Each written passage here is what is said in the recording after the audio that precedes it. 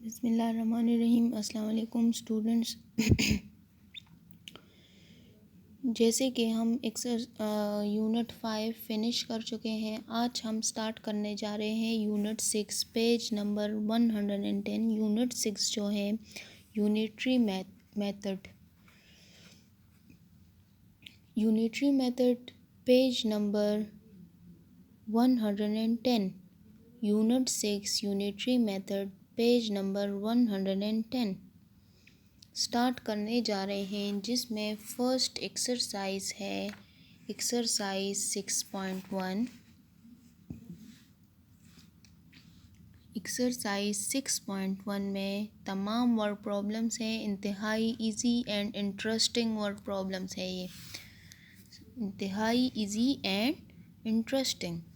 तो एक्सरसाइज 6.1 है page number 114। Exercise 6.1 page number 114। First word problem is the cost of 1 dozen of eggs is rupees 65. Find the cost of 5 dozen of eggs. सबसे पहले exercise start करने से पहले आप लोग मेरी ये बात याद रखें कि अगर हमें एक चीज़ की कॉस्ट, क्वांटिटी या नंबर जो भी है, एक चीज़ की गिवन हो और ग्रेटर नंबर ऑफ़ थिंग्स की हमने फाइंड करनी हो, तो याद रखें कि वो हमेशा मल्टीप्लिकेशन का होगा। लेकिन अगर हमें ग्रेटर नंबर ऑफ़ थिंग्स की कॉस्ट, प्राइस, क्वांटिटी, नंबर जो भी है, अगर हमें ज़्यादा चीज़ों की गिवन हो और एक की, वन थिंग की हमने फाइंड करनी हो, तो याद रखें कि वो डिवीजन का होगा। अगर हमने ग्रेटर नंबर ऑफ़ थिंग्स की फाइंड करनी हो तो वो मल्टीप्लिकेशन का होगा। सिंपली अगर ग्रेटर नंबर ऑफ़ थिंग्स की फाइंड करनी हो तो वो मल्टीप्लिकेशन का होगा, और अगर वन थिंग की फाइंड करनी हो तो वो हमेशा डिवीजन का क्वेश्चन होगा। फर्स्ट क्वेश्चन में क्या है कि एक दर्जन अंडों की कीमत जो है वो 65 रुपीज़ है, तो 5 डज़न एग्स की कीमत क्या होगी। तो जैसे कि हमें पता है कि 1 डज़न में, एक दर्जन में कितने एग्स होंगे, 12 एग्स। तो एक दर्जन अंडों की कीमत 65 रुपीज़ है, वो हमें गिवन है। Find the cost of 5 dozen of eggs. Start करने जा रहे हैं exercise 6.1 page number 114। Question number 1 is the cost of 1 dozen of eggs is 65 rupees. एक दर्जन अंडों की कीमत 65 रुपीज़ है, तो 5 डज़न एग्स की कीमत क्या होगी, ये हमने फाइंड करना है। सोल्यूशन, फर्स्ट सेंटेंस लिखे, cost of 1 dozen of eggs equals to 65 rupees, cost of 5 dozen of eggs. अब हमें एक चीज़ की गिवन है और ग्रेटर नंबर ऑफ थिंग्स की हमने फाइंड करनी है।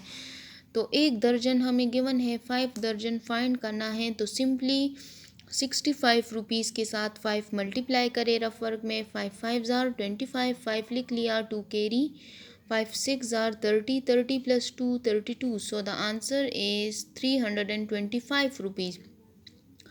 1 डज़न ऑफ एग्स जो है वो 65 रुपीज़ इसकी कॉस्ट है। Cost of 5 dozen of eggs is rupees 325। अब आते हैं सेकंड क्वेश्चन की तरफ के the cost of 1 book is rupees 50। एक बुक की कीमत जो है वो 50 रुपीज़ है। So cost, find the cost of 40 books. 40 books की कीमत क्या होगी, कि अगर एक बुक की प्राइस जो है, कीमत वो 50 रुपीज़ है, तो 40 बुक्स। अब एक चीज़ की गिवन है, ज़्यादा बुक्स की फाइंड करनी है, तो ये किसका क्वेश्चन होगा, मल्टीप्लिकेशन का। एक बुक की कीमत 50 रुपीज़ है, so the cost of 40 books find करना है हमने, कि the cost of 1 book equals to rupees 50। Cost of 1 book, solution जो है आपने सेंटेंसेस यही से लिखने हैं कि cost of 1 book equal to 50 rupees. Find the cost of 40 books. 40 books की प्राइस हमने फाइंड करनी है। So cost of 40 books equals to यही 50 रुपीज़ के साथ 40 मल्टीप्लाई करें रफ वर्क में। 50 मल्टीप्लाई बाय 40 या 40 मल्टीप्लाई बाय 50 एक ही बात है, एक ही आंसर आएगा। 0 0 इज़ 0, 0 5 इज़ 0, क्रॉस साइन एक लग गया। 4 0 is 0, 4 5 are 20। 0 plus 0 equals to 0, 0 plus 0 equals to 0, 0 and 2. So the answer is 2000 rupees। के एक बुक की कीमत 50 रुपीज़ है तो 40 बुक्स की कीमत क्या होगी? 2000 रुपीज़। जैसे कि एक बुक की कीमत 50 रुपीज़ है तो 40 बुक्स की कीमत क्या आ गई? 2000 रुपीज़। अब आते हैं, ये हम जो है एक और प्रॉब्लम मैं आप लोगों को सॉल्व करवाऊंगी। आपने इसकी प्रैक्टिस अपने रफ रजिस्टर में करनी है। Ahmad earns ₹400 per day. Ahmad जो है वो पर मीन्स एक दिन में 400 रुपये कमाता है। अर्न्स मीन कमाना। एक दिन में 400 रुपीज़ कमाता है। Find his weekly income. Weekly income हमने फाइंड करनी है, मीन्स कि हमें 1 डे की गिवन है, हमने 7 डेज़ की फाइंड करनी है। वीकली का क्या मतलब है कि 1 वीक इक्वल टू 7 डेज़, तो हमने 7 डेज़ की इनकम फाइंड करनी है। Question number 3 is Ahmed earns ₹400 per day. Ahmad जो है एक दिन में 400 रुपये कमाता है। Find his weekly income. इसकी वीकली इनकम क्या होगी? Solution, Ahmed earns in a day equals to ₹400। Ahmed एक दिन में 400 रुपीज़ कमाता है। He earns in a week equals to 400 के साथ वीक में कितने डेज़ होते हैं? 7 डेज़। तो 400 के साथ अगर हम 7 मल्टीप्लाई करेंगे तो हमारे पास उसकी अर्निंग आ जाएगी कि वो 7 डेज़ में कितनी रुपीज़ कमाता है। 400 multiply by 7, 7 0 is 0, 7 0 is 0, 7 4s are 28। I am repeating the question कि Ahmad earns ₹400 per day. Ahmad जो है वो एक दिन में 400 रुपीज़ अर्न करता है। He earns in a week, वो उसकी वीकली इनकम क्या है? तो कॉमन सेंस यूज़ करना चाहिए ना कि क्वेश्चन में हमें हमसे वीकली इनकम का पूछा है। तो अगर वो एक दिन में 400 रुपीज़ कमाता है तो 7 डेज़ में कितनी रुपीज़ कमाता होगा? तो सिंपली इसके साथ 7 मल्टीप्लाई करना है। 400 multiply by 7 is equals to 2800। अब आते हैं हम 4th नंबर वर्ड प्रॉब्लम की तरफ। एक्सरसाइज 6.1 पेज नंबर 114 पर 4th नंबर वर्ड प्रॉब्लम है कि the cost of a 50 kilogram bag of sugar is ₹7,525। Find the cost of 1 kg of sugar. अब यहाँ पर आप लोग गौर करें कि ज़्यादा क्वांटिटी की कीमत हमें बताई गई है। हमने एक की कम क्वांटिटी की कीमत फाइंड करनी है। तो जैसे कि मैंने आप लोगों को बताया कि एक चीज़ हमें गिवन हो और ज़्यादा फाइंड करनी हो तो वो मल्टीप्लिकेशन का क्वेश्चन होगा, और अगर ज़्यादा गिवन हो और एक की फाइंड करनी हो तो वो डिवीज़न का क्वेश्चन होगा।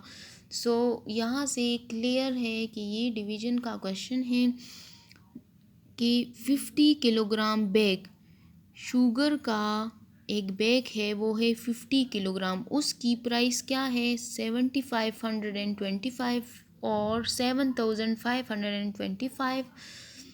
Find the cost of 1 kilogram of sugar. तो 1 किलोग्राम शुगर की कॉस्ट क्या होगी? The cost of a 50 kilogram bag of sugar is ₹7,525. Find the cost of 1 kg of sugar। 1 kilogram sugar जो है उसकी कीमत क्या होगी? सो यहाँ से सेंटेंसेस लिख लें कि cost of 50 kilogram bag of sugar is rupees 7,525 rupees. Cost of 1 kilogram of sugar हमने फाइंड करना है. सो सिंपली 50 किलोग्राम शुगर जो है वो 7,525 पर है, तो 1 किलोग्राम शुगर कम रुपीस पर होगा. तो सिंपली 7,525 को 50 पर डिवाइड करें रफ वर्क में. 7,525 डिवाइडेड बाई 50, इसको हमने 50 पर डिवाइड किया. 50 का टेबल जैसे 5 का टेबल, लेकिन इसके साथ आपने ज़ीरो लगाना है. 5 1s are 5, 5 2s are 10, means के 100 is greater than 75. So 5 1s are 5, 50. 5 minus 0 equals to 5, 7 minus 5 equals to 2. 2 को नीचे ले आए. 5 5s are 25 means 250. 2 minus 0 equals to 2. 25 minus 25 equals to 0, जो कि हम नहीं लिखते. 5 को नीचे ले आए. 25 is less than 50, so 0 के साथ करते हैं. 5 zeros are 0 means 50. 0 is 0. 25 minus 0 equals to 25. 0 को नीचे ले आए. 5 5s are 25. एक पॉइंट लगा लेते हैं. उस डेसिमल पॉइंट के लिए हम ज़ीरो लगा सकते हैं जितनी भी ज़ीरोस हमें चाहिए हो इस डिवीज़न को कंप्लीट करने के लिए. सो 5 5s are 25 मीन्स 250. सो ये कंप्लीट डिवाइड हो गया. इसका मतलब है कि cost of 1 kilogram of sugar is always equals to rupees. यहाँ पर उसकी कीमत क्या है कि 50 kg 50 kg शुगर की कीमत जो है वो 7,525 रुपीज़ है. तो 1 किलोग्राम ऑफ शुगर उसकी कीमत क्या होगी? Cost of 1 kilogram of sugar is equals to rupees 150.5 150 rupees and 5 paisas. Thank you.